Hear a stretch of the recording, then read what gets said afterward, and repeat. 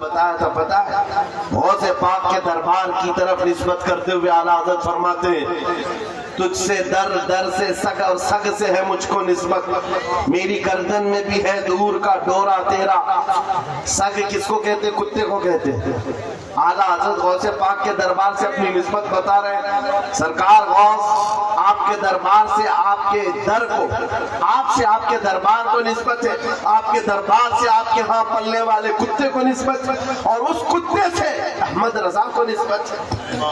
دور کا ڈورا بھی ہے میرے گلے میں، نسبت تو ہے دور کی، لیکن مجھے جو بتانا ہے وہ یہ ہے۔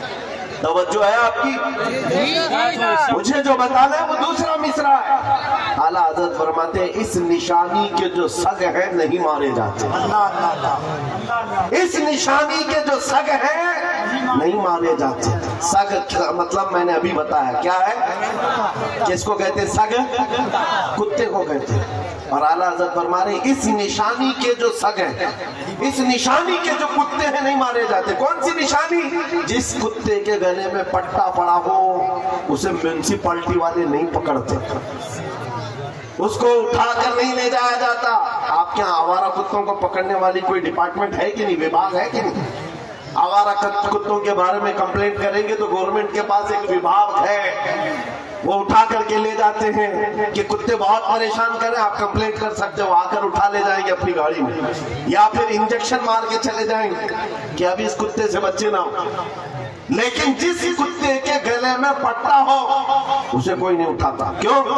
اس لیے کہ وہ نشانی ہے، اس کا کوئی مالک ہے، یہ پالا ہوا ہے، یہ آوارہ نہیں ہے، پالا ہوا ہے۔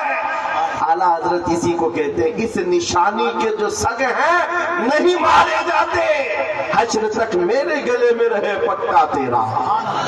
اب میں آپ کو اس شعر پر بتانا چاہتا ہوں، جب تک بکے نہ رہو گے، خالی رہو گے، دنیا بار بار تمہیں خریدنے کی کوشش کرے گی۔ ایک بار تمہارے نام کے ساتھ یہ تھپا لگ جائے، یہ بازار مصطفیٰ میں بکا ہوا ہے، بڑے سے بڑا کروڑ پتی بھی تمہارے قریب آنے سے خوف کھائے گا، کیا ڈرے گا کہ اب اس کو خریدنا آسان نہیں ہے۔ عزیزان گرامی وقار، میں آپ کو بتاؤں، کیا صحابہ کرام رضوان اللہ تعالیٰ علیہ مجمعین کو لالچ نہیں دی گئی تھی؟ ان کو خریدنے کی کوششیں نہیں ہوئی ہیں؟ بہت مرتبہ ہوئی ہیں، لیکن بات صرف اتنی ہے جو ایک بار بک گیا حضور کے دربار میں پھر وہ کسی کے ہاتھ نہیں بکتا، وہ کسی کے ہاتھ نہیں بکتا۔ اب ذرا دل پر ہاتھ رکھ کر کے دو سوچو اور اپنے آپ سے پوچھو کہ تم نے اپنے آپ کو حضور کے قدموں میں بیچا ہے یا نہیں؟ حضور کے دربار میں اپنے آپ کو بیچا ہے یا نہیں؟ اگر بیچ لیا ہے تو بے خوف ہو کر جیو، اگر بیچ لیا ہے بے خوف ہو کر کے جیو، کچھ نہیں ہونا ہے۔ جو ایک بار بکتا ہے اس کا حال کیا ہوتا ہے پتہ ہے؟ توجہ، سیدنا عمر فاروق رضی اللہ تعالیٰ عنہ کا نام تو سنا، کون نہیں جانتا اس عمر ابن خطاب جن کے رعب و دبدبے سے قیصر و کسریٰ کانپتے تھے، لیکن دربار رسول میں جب وہ تھے حضور پاک صلی اللہ تعالیٰ علیہ وسلم قبر کے حالات بتا رہے تھے، قبر کے حالات میرے آقا بیان فرما رہے تھے کہ جب انسان مر جائے اور اس کے رشتہ دار اس کو قبر میں دفن کر کے چلے جاتے ہیں، تھوڑی دیر کے بعد دو فرشتے آتے ہیں، نیلی آنکھوں والے، کالے چہرے والے، اس کو جھنجھوڑ کر کے اٹھاتے ہیں اور پوچھتے ہیں تیرا رب کون ہے، تیرا دین کیا ہے، اور حضور کو دکھا کر پوچھتے ہیں ان کے بارے میں کیا کہتا تھا۔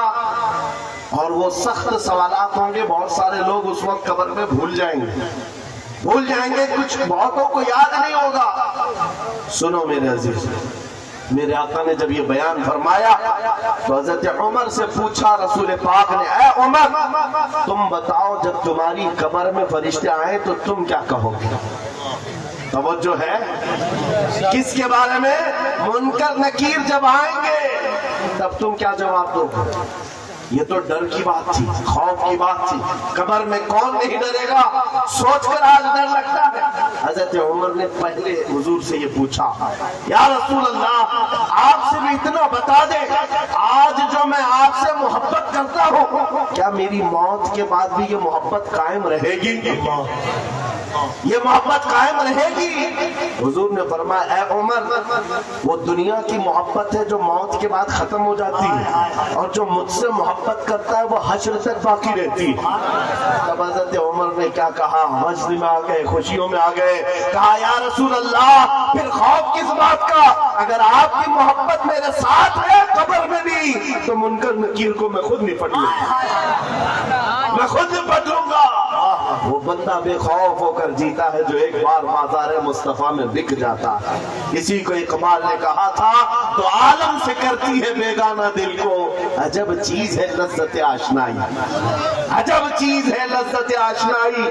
حضور کی محبت جس کو حاصل ہو گئی وہ پورے دونوں عالم سے بے پرواہ ہو جاتا ہے. اس کو یہ فرق نہیں پڑتا دنیا میرے متعلق کیا کہہ رہی ہے, کیا منصوبے بنا رہی ہے, کب میری موت کا پروانہ جاری کرنے والی, اس میں کچھ نہیں فرق پڑتا.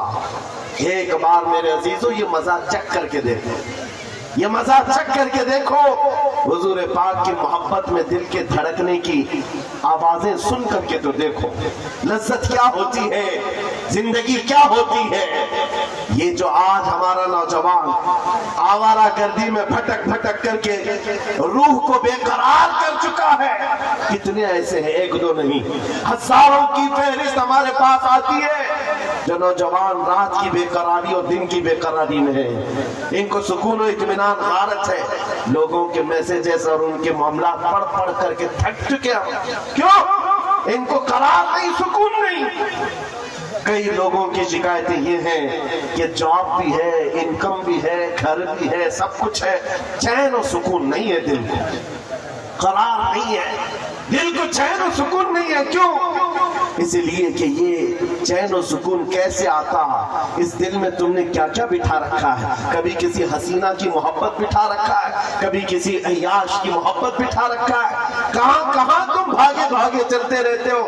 اس دل کو بے قرار تو ہونا ہی ہے, اس دل کو بے قرار ہونا ہی ہے. اور اسی لیے اعلیٰ حضرت کی سنو, دل کون سا مطمئن ہوتا ہے, کون سا دل مطمئن ہوتا ہے؟ دل ہے وہ دل جو تیری یاد سے معمور رہا, دل ہے وہ دل جو تیری یاد سے معمور رہا, اور سر ہے وہ سر جو تیرے نام پہ قربان گیا. اور دل میں حضور کی یاد نہیں ہے. میرے عزیزوں یہاں پر ایک پرندہ اڑ رہا ہے, سارے لوگ اس کو دیکھ رہے ہیں آپ کی مجمع میں. اس کو بند کر دیجیے آپ لوگ. ہاں, سرکار غوث پاک کا وہ جلسہ مجھے یاد آ رہا ہے. غوث پاک کے جلسے میں ایک بار ایک چیل اڑ رہی تھی اور لوگ بار بار چیل کی طرف دیکھ رہے تھے. ایک بار غوث پاک نے بھی دیکھ لیا, چیل کی منڈی ادھر اور دھڑ ادھر, سبحان اللہ, مر گئی, ختم ہو گئی. اب اس کے بعد مجمع کو غوث پاک نے دیکھا, اب چیل کی طرف دیکھتے یا غوث پاک کی طرف دیکھتے. وہ جلال بھری نگاہ اگر پھر غوث پاک کی پڑتی کسی پر, سب کو ڈر تھا. بہرحال میرے عزیزو, ہم محفل رسول میں بیٹھے ہوئے ہیں تو صرف بات رسول پاک کی ہو, اور سننے کے لیے کان بھی حضور کے لیے ہو, اور دیکھنے کے لیے آنکھ بھی حضور کی ہو. ہم جو مجمع میں بیٹھتے ہیں یہ مت سمجھو کہ آپ مجھے دیکھ رہے ہیں, ان علماء کو دیکھ رہے ہیں. ان آنکھوں کو تھوڑی دیر اور انتظار کراؤ, میں محفل رسول میں بیٹھا ہوں, میرے آقا اگر کرم کر لیے آنکھیں بند ہو جائیں تو خود اپنا دیدار کرا. نعرہ تکبیر, اور ذرا محبت سے نعرہ تکبیر, نعرہ رسالت, عظمت اسلام کانفرنس. تمہارا چین و سکون کب آئے گا, تمہارے دلوں کا اطمینان کب آئے گا؟ اس دل کو آوارہ جتنے دن رکھو گے اتنے دن بے قرار رہو گے, اتنے دن ٹھوکریں کھاتے رہو گے. کئی نوجوان ایسے ہیں جو پتہ نہیں آج آوارہ گردی میں ہے اور کوئی پاگل بنا ہوا ہے. آج ہی کی بات ہے, ابھی سلیگوڑی سے یہاں آنے تک ایک صاحب کے میٹر کو دیکھتا رہا, پاگل ہوا جا رہا ہے, سوسائڈ کرنا چاہ رہا ہے. پوچھا کیا ہوا؟ لیلا ہاتھ چھوڑ کر بھاگ گئی. بات اتنی سی ہے, بہت محبت کرتا تھا. لیلا نے کہا اب ہمارا تمہارا رشتہ نہیں ہو سکتا. بس اتنی سی بات پر اب یہ خودکشی کرنے چل پڑا, زہر کھانے چل گیا. حیرت ہوتی ہے نوجوان, کیا تیری زندگی صرف ایک دنیاوی لیلا کے لیے دی گئی تھی؟ کیسا بزدل آدمی ہے تو, کیسا بزدل ہے. ایک لڑکی کے لیے جینا چاہتا ہے؟ ارے اس خالد بن ولید کو پڑھا ہوتا، اس خالد بن ولید کو پڑھا ہوتا، کہتے ہیں میں تو ہر جنگ میں اس لیے جاتا کہ شہید ہو جاؤں، ہر جنگ میں جاتا تھا کہ شہید ہو جاؤں، شہادت نہیں ملتی تھی۔ اور پھر کہتے میرے پورے جسم میں ایک بالشت جگہ بھی باقی نہیں جہاں تیر یا تلوار نہ لگی۔